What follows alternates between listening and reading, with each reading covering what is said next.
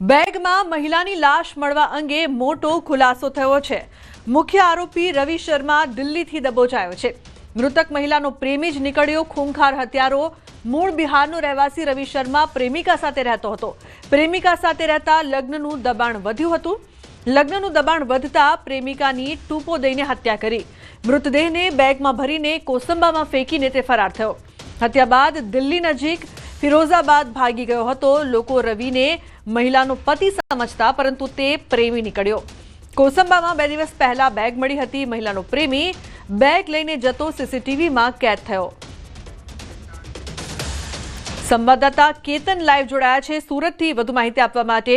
કેતન, ખૂબ જ કહી શકાય કે ચોંકાવનારો આ બનાવ છે કે પ્રેમીએ જે પ્રકારથી હત્યાને અંજામ આપ્યો।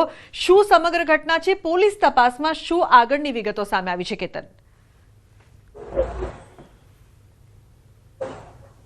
ચોક્કસથી વાત કરવામાં તો સુરત જિલ્લાના માંગરોળ તાલુકાના કોસંબા ગામે 2 દિવસ પૂર્વે એક પર્પલ કલરની બેગની અંદરથી એક યુવતીની લાશ મળવા પામી હતી। પ્રથમ તબક્કે લાશ મળ્યા બાદ પોલીસે સઘન તપાસ હાથ ધરી હતી અને પીએમ કરાવવાની તજવીજ હાથ ધરી હતી, પરંતુ જ્યારે સ્થાનિક લોકોની પૂછપરછ કરતા આ જે યુવક જે યુવતી સાથે રહેતો હતો એ પોલીસ પણ પ્રથમ તબક્કે પતિ સમજી ગઈ હતી, પરંતુ જે આ ઓળખ થવા બાદ અને જે જિલ્લા પોલીસે જિલ્લા એલસીબી પોલીસે જે દિલ્હી નજીક ફિરોઝાબાદથી આ રવિ શર્મા નામનો જે યુવક જે હત્યા કરીને ભાગી ગયો હતો એને ઝડપી પાડ્યો હતો। ઝડપી પાડ્યા બાદ ઉલટ તપાસ કરતા હાલ જે આ જે યુવતી મૃતક હતી એને લિવિંગમાં રાખતો હતો અને સાથે છોકરો પણ હતો। છોકરાને ફિરોઝાબાદ મૂકવા ગયો હતો અને લોકલ સર્વેલન્સ અને ટેકનિકલ હ્યુમન સોર્સથી જિલ્લા એલસીબીની ટીમે આ જેનું લોકેશન ટ્રેપ કર્યા બાદ એને દિલ્હી નજીક આવેલા ફિરોઝાબાદથી આજે રવિ શર્મા નામનો જે યુવક છે એને ઝડપી પાડ્યો છે। રવિ શર્મા નામનો જે યુવક છે એ મૂળ બિહારનો વતની છે અને અહીં ઘણા વખતથી કંપનીમાં કામ કરતો હતો અને આંખ મળી ગઈ હતી પ્રેમિકા સાથે, આ યુવતી સાથે, અને અનેક વખત લગ્ન બાબતે દબાણ કરતો હતો અને જ્યારે યુવતી લગ્ન માટે જો ના પાડતી હતી એને ધ્યાનમાં લઈને આજે રવિ શર્મા નામના યુવકે આ મહિલાની ઘાતકી હત્યા કર્યા બાદ સુટકેસની અંદર ભરીને કોસંબા બ્રિજ પાસે ઠકી ગઈ અને ફરાર થઈ જવા પામ્યો હતો।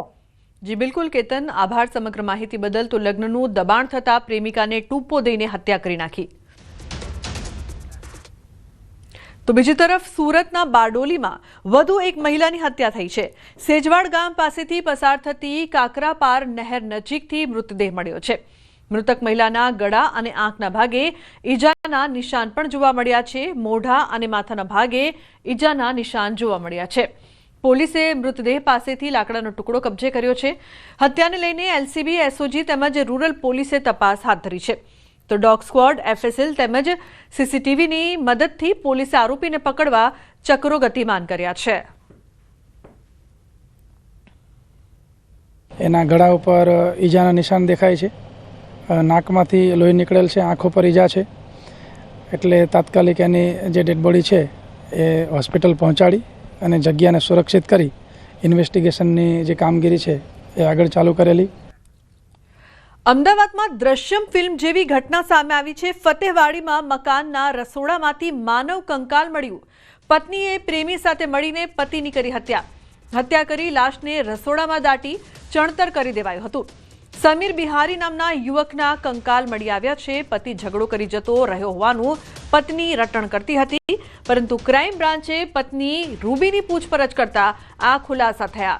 ઇમરાન નામના યુવક સાથે રૂબીને પ્રેમ સંબંધ હતો। આ મામલે ગુનો દાખલ કરવાની કાર્યવાહી હાથ ધરાઈ। શંકાસ્પદ વ્યક્તિઓની ક્રાઇમ બ્રાન્ચે પૂછપરછ શરૂ કરી છે। છેલ્લા 1 વર્ષથી પતિ ગુમ હોવાનું પણ સામે આવી રહ્યું છે, ત્યારે હાલ તો પોલીસે વધુ તપાસ હાથ ધરી છે। તો પત્નીએ પ્રેમી સાથે મળીને પતિની હત્યા કરી નાખી। ઉલ્લેખનીય છે કે દ્રશ્યમ ફિલ્મ જેવી આ ઘટના સામે આવી છે।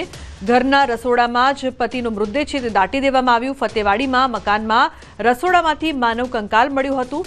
પત્નીએ પ્રેમી સાથે મળીને આ હત્યાને અંજામ આપ્યાનો ખુલાસો થયો છે। તો પોલીસ તપાસમાં વધુ વિગતો સામે આવી છે। અમદાવાદમાં દ્રશ્યમ ફિલ્મની જેમ આ પ્રકારની જે ઘટના છે જેને અંજામ આપવામાં આવ્યો। इमरान का जो अफेयर है रूबी के साथ, वो हमको 6 महीने के बाद मालूम पड़ा। जब शहनाज का उसने मार के हाथ तोड़ दिया तब हमें मालूम पड़ा कि इसको मारा है। तो हमने रूबी से पूछा कि रूबी इसको क्यों मारा, तो रूबी ने ऐसा बोला कि इमरान ने मारा इसको। कि उसने हाथ तोड़ दिया उसका। तो बोले क्यों? तो बोले उसने मेरे को गाली गलौज करी शहनाज में, मैं उसके आदमी से बोलती हूँ इसलिए उसने गाली गलौज करी, तो बोले मैंने ये हाथ तोड़ दिया। ऐसा बोला था कि वो सऊदी गया है, बराबर। और जब उसको मैंने पूछा कि सामान क्यों जला रही है, तो उसने बोला कि बोले मेरा आदमी सऊदी चला गया है, मेरे को सामान की कोई ज़रूरत नहीं है। તો જે પ્રકારથી અમદાવાદના ફતેવાડી વિસ્તારમાં મકાનના રસોડામાંથી માનવ કંકાલ મળ્યું હતું, જે બાદ પોલીસ દ્વારા તપાસ કરવામાં આવતા ચોંકાવનારા ખુલાસા થયા। પરંતુ ગુજરાતમાં વધતી જતી હત્યાની ઘટનાના અલગ અલગ 3 દ્રશ્યો સામે આવી રહ્યા છે, જેમાં સુરતથી 2 દ્રશ્યો સામે આવ્યા છે। એક તરફ પ્રેમીએ પ્રેમિકાની હત્યા કરી, બીજી તરફ મહિલાનો મૃતદેહ મળ્યો હતો સુરતમાં। તો અમદાવાદના ફતેવાડી વિસ્તારમાં હત્યાનો ચોંકાવનારો બનાવ બન્યો છે, જેમાં દ્રશ્યમ ફિલ્મ જેવી ઘટના સામે આવી છે। ઘરના રસોડામાં પતિનો મૃતદેહ છે તે પ્રેમી સાથે મળીને હત્યા કરીને દાટી દેવામાં આવ્યો છે।